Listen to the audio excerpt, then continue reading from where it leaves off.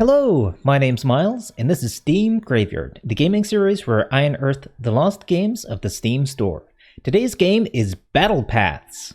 This is a roguelike action-adventure RPG, so it takes elements of both classic roguelikes and games like Diablo. In fact, specifically Diablo, as you'll see in a minute. But let's start off with creating a character. So there's two different modes, there's hardcore and normal. Well, let's go with hardcore because, it's supposed to be played like a roguelike, and that's how roguelikes are. So at the very beginning of the game, you create your character, and you're able to pick, you can focus on a specific type of trait. So let's go with strength and endurance. That'll mean that we start with a character that can do more damage and take more hits. So that's pretty good for a roguelike. And let us pick, let me see. So I must complete a specific quest before I can enter this realm. And for the bottom setting, the bottom realm, I actually have to be level 20 or higher to enter it. So we can only start at Tula. So let's go there. So here we've got a nice little presentation of all the mapped keys. I have changed these up. Move wasn't actually default WASD. I didn't map that myself. It was mapped to the arrow keys though. So let's go ahead and start. So the town that we start on is, like I said, it's very similar to Diablo. And there's one song in particular, it's not popping up now, but it popped up the last time, was practically exactly the same as that famous town song in Diablo. Anybody who's familiar with that will know straight away what I'm talking about because it's very, very iconic. So I've decided to just straight away pick up the first quest. So there's lots of flavor text. There's nothing too interesting there about it. So I have to go to the storehouse and kill all of the orcs there. There's also another quest here, so just like, standard RPGs and MMOs, you've got little bubbles that are on top of people's heads that indicate, if a quest is there for you to pick up or to turn in. So this is a second quest. This is an easier quest. It's to kill the goblins. Now, if I press the I button, yep, I can bring up my inventory and a little bit of stats show up as well. So the first time I played this, I thought, wow, the enemies just do not die in this game. And that's because I forgot to equip my actual weapon. So you do start with a knife. It does very little damage, but it does some damage at least. Yeah, the first time I was playing, I was just, pounding things with my bare hands, and it was taking forever. So we start off with a couple of healing potions that heal over time. They're not instant, so that's very strategic to know. You can't just pop a potion right whenever you need it. You have to have that chance to kind of get away from things or to take a breather. You have a wormhole potion, which acts like your standard portal back to town. Your back to town scroll, which was used in Diablo and a lot of other RPG action games use that sort of wormhole thing now, a torchlight, things like that. And you've got a tiny firebomb, which is a consumable explosive that you can use. And that's for if you found an enemy that was a little bit too tough and, maybe you panicked and you need to really wipe out everything around you. So you would drop that bomb. Very handy to start off with. If you click tab, then you can bring up your special information. I have no specials learned yet, though. Pressing tab again brings up your weapon skills. These will level up as you use each particular weapon type. So just starting off, everything's at 0. Those will build over time. And you've got a nice little quest log telling you exactly where you're supposed to go, reminding you what you're supposed to do. So kill a group of goblins in the woods to the west. So that's my current objective that I want to go for. But first, I've got this little tutorial thing at the bottom, so let's try and get rid of that by checking out some of the merchants. So here's your armor. My apologies in advance, I seem to be losing my voice today, but I will scratch my way through anyway. Been quite bad the last few days, but today's actually quite bad indeed. But it's not too bad. I can still work with it. So we have entered the Albion Woods. Again, you have a little tutorial down here. So Battlepaths is a turn-based game. So unlike most action RPGs, this is turn-based. That means things are much more slower and a little bit more tactical. You have to sort of think a few moves ahead, you know, if you want to really make sure that you survive. Also, being a roguelike, it's of course very important that you do survive because you only have one life. If you ever die, if your health points ever hit 0, that's it. It's game over. You lose all progress, your character is just gone forever. So it's kind of important that you stay alive. So, oh, here we go. We've got some goblins coming in from the forest, from the woods, and they're smacking me.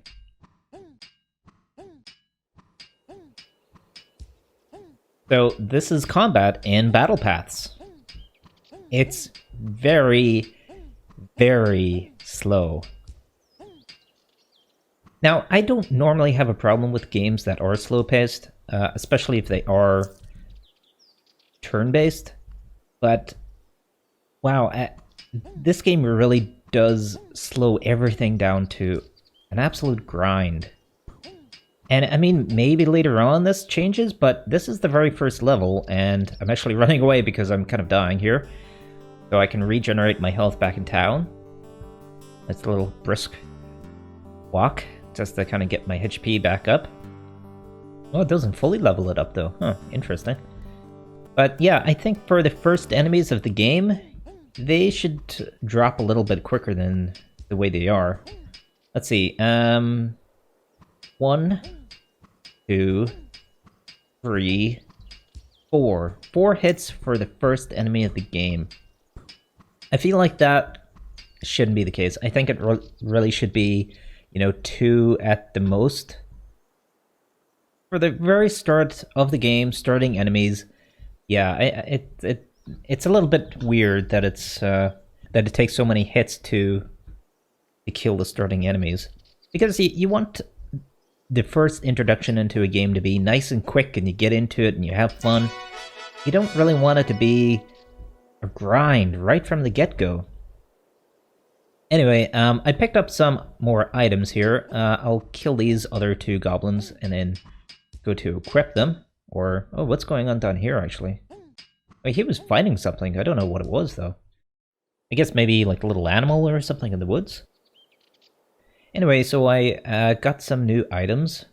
So I got a new knife, which sadly does the same amount of damage, but it does have a 17% curse resistance. Not much, and I'm sure curse tends to be one of those types of, you know, damage types that's only around later on in a game, you know, later on whenever you're fighting, like, you know, demons and things like that. But my weapon skills have increased because I've been using a bladed weapon. So because I've been using that knife, it has increased. But it's still not leveled up yet, but it's getting there. It'll be interesting to see what sort of bonus I get once I do level that up.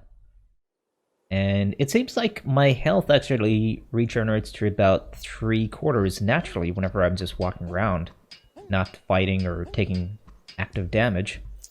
So that's quite nice. I was able to complete that first quest as well, but I've decided to have a little look around first. See if there's anything else. So this is a level 3 goblin. So I've got to be careful not to get over my head. Really don't want to stumble upon a group of enemies that are way above my station. Okay, so these obelisks are very much like the shrines in Diablo 2. I guess there was ones in Diablo 3 as well. They're just not as memorable. Me, at least. That entire game's not that memorable to me, honestly. But it's the same sort of principle, so I guess you find these random things and you get a little timed bonus from them. So more items, and these things here, crystal ignet. Okay, so they're like mining nodes, I guess. So I'm not able to go inside the tent. Oh, I want to get rid of that tutorial box as well, so there we go. Yeah, things are starting to look a little bit more dangerous here. You can see as well that the enemies all have a whole bunch of their own stats, and there's, I guess, 3 different types of resistances in this game. You can see they're MCP by resistances. C, yeah, is the curse, so that's the one that I've got on the moment. Yeah, you can see my own character actually has a little tooltip that pops up. You can see there, you know, resistance, and C is at 17. You can also see my movement cost, which is 32 time units. So that's what your speed stat does. It increases your basically your activation time. Lets you go quicker and first, you know, in battles and things like that. So I've explored a little bit outside, so I want to go back and turn in that quest that I got. So yeah, a lot of running back. Oh, what's that? It's always a sign of a good game whenever you actually, you know, are doing something and you're set on doing something, and then you see something and you're like, oh no, wait, I want to go over there. What's going on here? So okay, it's a cave here. Don't feed the bats, and it's full of bats. So we'll have a little run around here, sure. As long as I don't die. I'm taking quite a bit of damage. You know, speaking of bats, I actually had a bat flying around my house last week. So, leveled up. So, whenever you level up, you get to choose to increase an attribute. I'm going to go with strength because I really want things that kind of pick up a little bit quicker. Strength increases the amount of damage that you do. The other abilities are, you know, like speed, and you get more health, you get a higher chance to hit, and I think there's one that's specifically for magic. I think it drops your cooldown rates. I also, I guess, get to pick a special, which is, I'm assuming it's like a trait. You know, something like in Fallout, things like that. You know, every couple of levels you get something else that you can pop onto your character. So let's go with regeneration, because health is always paramount in these games. Okay, so press tab to show the special. Oh, there it is. Okay. And then I just pop it like that. Special power not charged. Oh, there's a special charge bar there now. Fair enough. Actually, I think that's what I think it's willpower. That's what willpower does. Willpower increases your charge rate. Oh, I forgot all about these weapons. So the knife does 3-7. The club does 4-7. But I've got a special variant of it. So I'll put that one on. The hand axe is 3-9. No, I think I'm good with this one. Yeah, like I was saying, I had a bat in the house. At first I thought it was a bird, you know, I could see it flying around in circles, but it wasn't making any noise, and it was sort of gliding, so I thought, you know, maybe it was a bat, and so, you know, opened up all the doors and windows of the house, you know, trying to get it out, and, you know, it just wasn't having it. And then at one point it just sort of disappeared. It stopped flying around, and I ended up having to look around the house for it, and I just could not find it at all. So I was like, oh, damn, you know, and this is like 2 in the morning. I spotted this thing flying around. So I was like, oh, you know, should I just go to bed or leave it, you know, but I'm an advocate for bats, which is, I know, kind of a weird thing to say, but I watch a lot of videos about them, and I read up about them, and I also give to a lot of bat charities. I'm gonna pop this potion because my health's getting a little dubious here.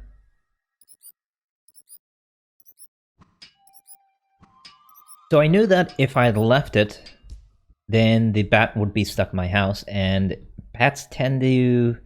They tend to be like bees. They sort of drain their energy very quickly. So I wanted to make sure that it got out of the house and it got to wherever it was going, you know, back home and stuff, so that it wouldn't wear itself out, you know, flying around trying to find an exit. So I stuck with it, spent all night, and about 3:30 in the morning, I finally got it out of the house. But it was interesting because, like, I couldn't find it for a long time, and then I searched for a good half an hour, and then I finally found. I saw this. It was so strange. It was like, and at this point, I wasn't sure if it was a bat or not. I had seen it flying around, and then I finally saw this like little lump. It looked like a big piece of fluff that was just sitting on a radiator, and then it turned around at me, and it was not fluff. It was a bat. But yeah, it was a cute wee thing. So it was, and yeah, it still had the energy, you know, to fly out of my house easy enough, and it wasn't drained or anything like that, because I was all ready to, you know, start taking care of it and everything like that. Getting water and some fruit and feeding it and everything like that, you know. I mean, obviously taking a lot of care to make sure that it didn't, you know, give me anything, because bats can do that. But bats are very intelligent creatures, and they are actually very friendly as well. They're not very hostile unless unless they have to defend themselves. Anyway, I finished that quest. So his follow-up quest is to go back into... Oh no, it's to go to the Albion Woods and destroy those goblin camps. Well, it says the east, so I'm guessing it's still just over in this direction. But you know what? I'm gonna go back into town and sell some of my things. I still have 2 health potions, yeah. Oh yeah, I got some more items. For 7, not really anything there. Oh, you can see that I leveled up my sword, so it's now increased 2% chance to hit and 1% armor. That's good. Sell items, press I. So, right click. Oh, control right click to sell. Fair enough.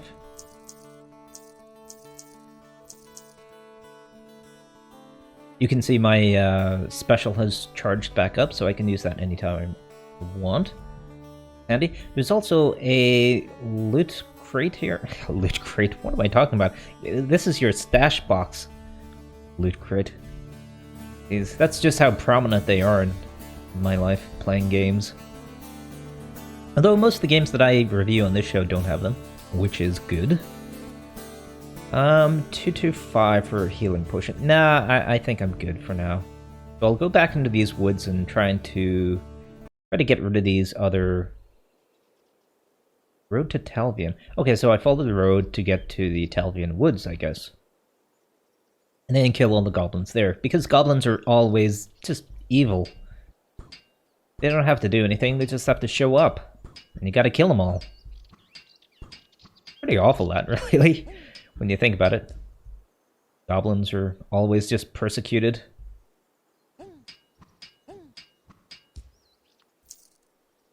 So I wanted to note that this game is a little bit different from the normal games that I play, because while this game didn't do very well on Steam, it did actually do very well on the 360.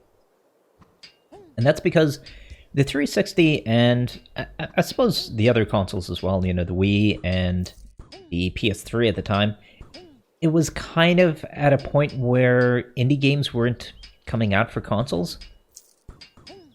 And so this game decided to come out. This game got the green light for the 360. And so it was one of the first indie games ever on a console. And because of that, it actually did really well. I mean, I shouldn't say just because it came out at the right time, but I think that definitely played a part. The quality of the game, I think, for the time was quite good as well. The way that I feel about it at the moment, it's okay. There's far better roguelikes out there, but I think as a casual one, it's not bad.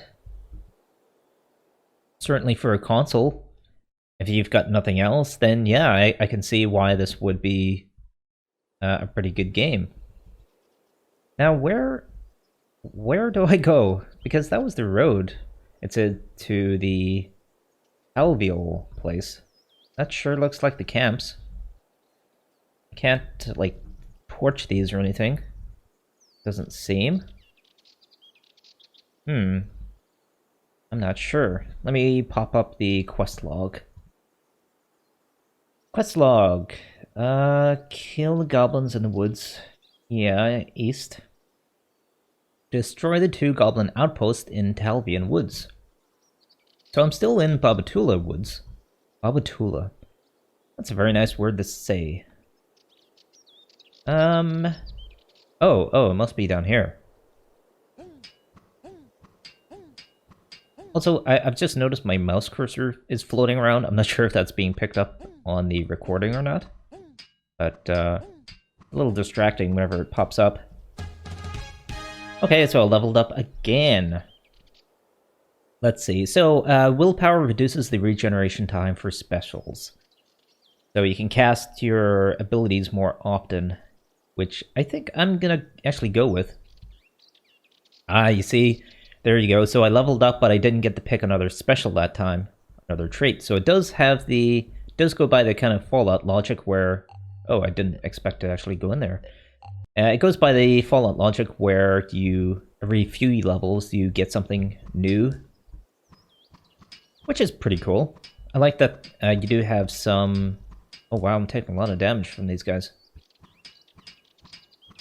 I guess these guys have a lot of speed because they're able to do like 2 or 3 hits per turn.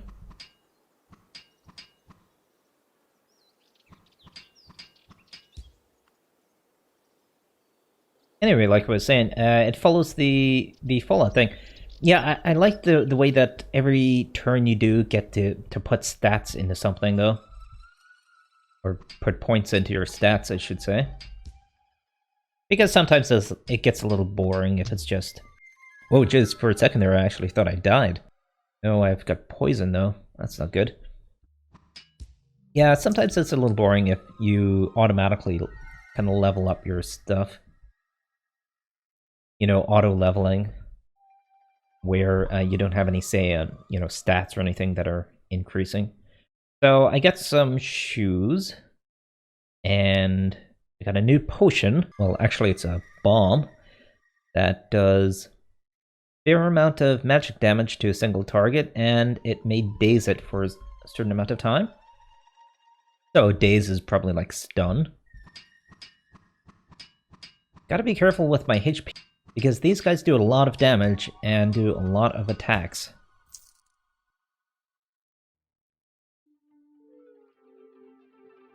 I wonder if I can interact with that skull. Oh, wait, how'd I do that? Blew it out. So if you press up, you can actually blow out the torches. I'm not really sure why I would do that. It doesn't seem like I can light them. No. Well, let's continue on. I know I'm not really supposed to be in here. I don't have any quests, but... an interesting area, no less. I'll probably teleport back out and then... you know what, I am actually going to go back and do my quest. So, I'll do a little jump cut to save you my run back. Okay, back in the Albion Woods. Albion Woods.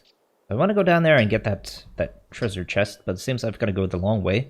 I keep instinctively moving my mouse around. So, again, I'm not sure if the pointer is picking up.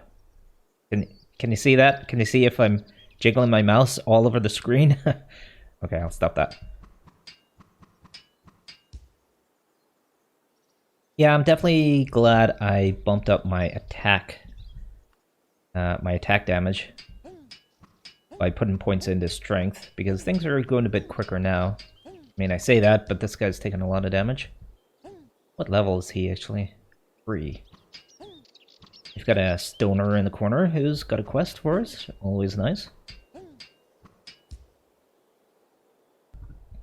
And another wormhole potion. I've probably got a bunch of those now. Yeah, 7. Enter. Enter to pick up the items. Everything, apart from like going around and showing the tooltips, everything else is done through the keyboard. So WSD to move, enter to pick up objects, and that's pretty much it. Oh, you have tab to go into your special, and then I to bring up your inventory. So it's quite a basic type of game. I'm almost dead. So pop my health and run away. What level are these guys? 3 as well? Oh, okay. Well, they're dead now. Extra damage. Yeah, I could have used that a second ago. Okay, I'll annihilate this guy at least. Yeah, whenever there's a lot of consecutive bits of combat, it does slow down. The game gets a bit grindy. Hi there, stranger. My name is Chuck. This is terrible. My sister Jane was captured by fiendish skeletons just a few hours ago. These godless creatures took her as a virgin for their arcane rituals and vanished into the cave. I believe that this is the entrance to their sanctuary. Please rescue her. Okay. So, I gotta rescue a woman from some skeletons. I mentioned this in... Oh, what video was it? Another video I did recently. But, just sort of casually throwing in the trope of a princess needing to be rescued. I don't really have a problem with it if it's, you know, done in a, you know, a tasteful way, in a way that makes sense, you know, but I don't know. Sometimes it's a little cheap. Let's see. I'm gonna go with strength because I just want to kill these things. This is the kind of game that you get more out of if you actually intend to play. You know, like fully sit down and just play and get into it. This is an impressions video, so I don't really have that feeling. I do just kind of want to get through it and see what it's like and see what things there are. And there's the maid. Oh, I need a key. Okay. What's going on here? More skeletons? Oh, I should probably pop my... Regeneration. So, take out the skeletons and get back to finding the key. Oh, my bludgeon skill upgraded. Do I actually have anything better than this? Oh, 17.6. Yeah, that'll do. Nice. Oh, 7.16. Okay. 35 attack, 39. Oh, yeah, that's better. Not really any armor. I don't like the way that I'm still running around with the basic knife, you know, graphic. And I don't think it would take all that much to just put a little, you know, axe or sword graphic into his hand. I mean, they've already got them. I mean, surely they can just edit that out and pop the you know, mace or sword down into that animation? To that graphic? I don't know. Because that's one of the things about games. That's... Specifically, it's a thing that I've always been interested in. And it's a weird thing, like, a little odd thing, but the progression of getting to see what your characters wear. It's something that you never saw back in the day, you know. I guess in Zelda you kind of did, but apart from that, other RPGs, you know, Phantasy Star and, well, pretty much every RPG and adventure game, you never got to see the actual items that you picked up, or that you equipped. Oh.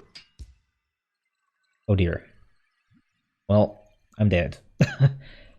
You died forever. Man, that was tough. Let's see. Yeah, there is no load character, I guess. Yeah, so it just saves the thing. Well, that was an abrupt end. Let me go back to hardcore and just sort of check out another area. So I'll pick up these quests and yada yada. I'll go over to the west this time. Yeah, it's. I always thought that, you know, with the progression of graphics and everything, and more resolution, and of course even just like more people working on things, you got more graphic assets and everything in a game. Oh, I can't go over there. Okay, where do I go? Let me. Sorry, I'm kind of all over the place here. Where's my quest? In the storehouse. Okay. Gotta go to the storehouse, kill all the orcs there. Anyway, like I was saying, yeah, graphics increasing, and one of the cool things that brought that along was, or came along with that, was whenever you picked up a new weapon or equipped a new piece of armor, you would actually see it on your character. And that's something that people, I think, kind of take for granted. I think not all games still do that, especially in regards to armor. But I like having that, and I feel that in a game like this, it could really benefit from it, because it makes you feel empowered. You know, you feel like it was worth going out of your way to pick up that item, especially if it's roguelike. It's nice to actually be able to see the things that you've got equipped, and not just be some, like, dude in a shirt with a knife. You know, just some guy who looks like he is a level 1. But yet I mean, my previous guy who died was level 3. So, yeah, this is, I think, the main problem with the game, is that the combat is just so back and forth. I mean, it is turn-based and everything, I get that. But, whenever you get surrounded by enemies, or you get a nice train of enemies coming towards you, it takes forever. And there's no way to speed up the animations of attack. It's just hit. And I'm a fan of turn-based games. I don't mind games whenever they are slow.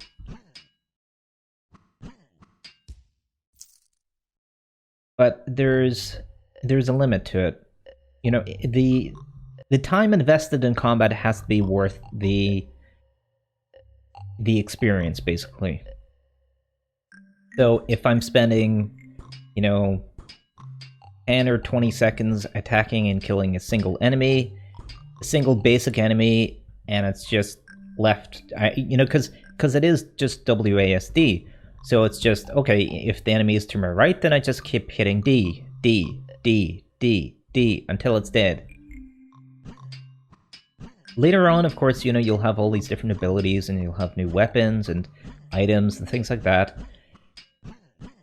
But for the very start of the game, you don't have any of that, and you should program accordingly. You should have your enemies die quicker so that you can kind of get through the game and see what it's like. And I get a feel for it.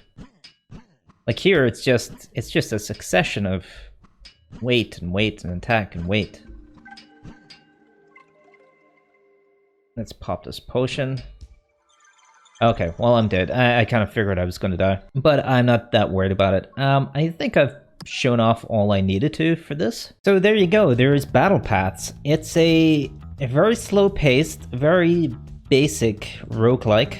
It has, you know, honestly, after playing it, I wouldn't really say that it's an action RPG. I would just quantify it as a roguelike.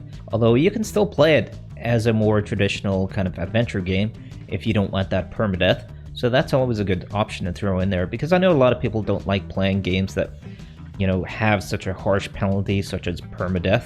Yeah, I can't really say much about it. It's very generic. I really do think that the only reason that it was successful on the 360 was because it was one of the first indie games to come out, and it was different. I mean, I don't think there was any I think there might have been one turn-based game on the 360, apart from, you know, XCOM.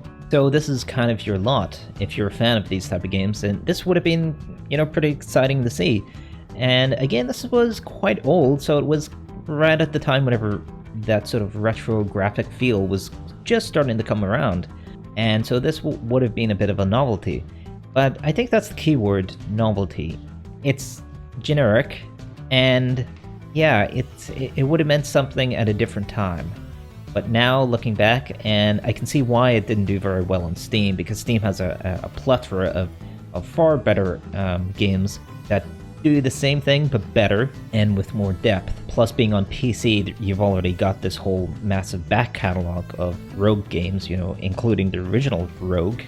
So this really doesn't have much of a place. I think if you're a hardcore roguelike fan, you know what? No, I wouldn't even recommend it for you. I think maybe just for the console, maybe if you got that 360 and you want to load that back up and you want to play a nice relaxing roguelike, sure, check it out. But everybody else, I don't really see why you would want to go for this. If you are looking for a roguelike, I would recommend games more like Tales of Mashial, Rogue Legacy, Dungeon Mans, and one of my favorites of all time, Dungeons of Dreadmore.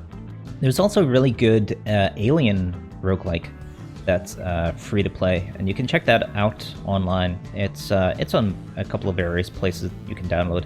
That's very good. And the same creator actually made a Doom roguelike, which is pretty good as well. It's very interesting because there are two very different games. The Alien one is actually scary, even though it's all in ASCII. You know, it's just letters and text on the screen, but it's pretty scary. But for this game, yeah, it's there's not much to say about it. It's a product of its time. It was decent whenever it first came out. Now it's just something I think you can bypass. Well, thanks again for watching another Steam Graveyard. This has been another slow-paced episode. I hope some people like it. I'm not sure if any people do. I'm thinking of trying to up the action, the amount of energy in my content. So we'll see what happens. But thanks for joining me, and I will see you next time. Bye for now.